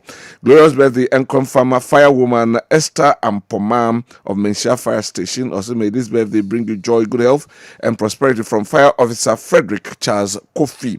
So, we wish you happy birthday. Samson birthday. Confirmer Madame Maisel Owusua or say as you turn this new page, may it bring you adventures, love, and everything you have ever wanted. Enjoy your special day to the fullest. I mean, inshallah.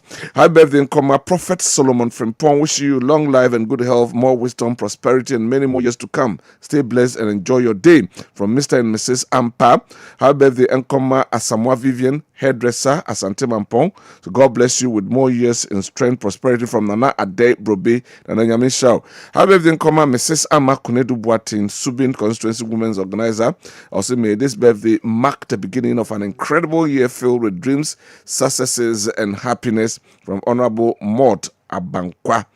Glorious birthday, Enko Enfama Emmanuel Nana Kofi Boache Dako. Also, may this year overflow with happiness, great health, and everything you've been wishing for. Wishing you a year ahead that is bright, beautiful, and blessed. Have a wonderful day from your friends. Happy birthday, Nkoma General Manager Andrew Danso and Ninkra. Baja, hey, Mumfa, a General Manager photo to an na woda.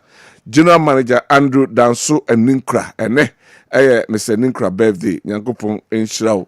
Na me say as time progresses na picture no beda beba na afi yahwe adwumade no esi na de na osesen ene Brian Jampon na unsa akese fon ne diom baby ti wo say that repeat you sa unsa we na ade aye baby session kasa Yakupon sia Dr. Brian Jampon or number 2 on the ballot too sure too direct ye fantim so man na bibia enye kama me say kutu say Brian that's it. Thank you very much. We need to come no so Dankwa oti Jimmy Boache ansa enka okasama the new patriotic party na Dr. Isaac Tufo ono so ekasa edema the National Democratic Congress madam ya na shejumudi ya de ebrem nyame adoma nwumre ya de punch ebrem wafa kofi apia betenase na odi shejumudi no abrem together with our technical team we say thank you for today. Sorry, I'm a Sergio Laka and the sports club at Twaso with midfield action.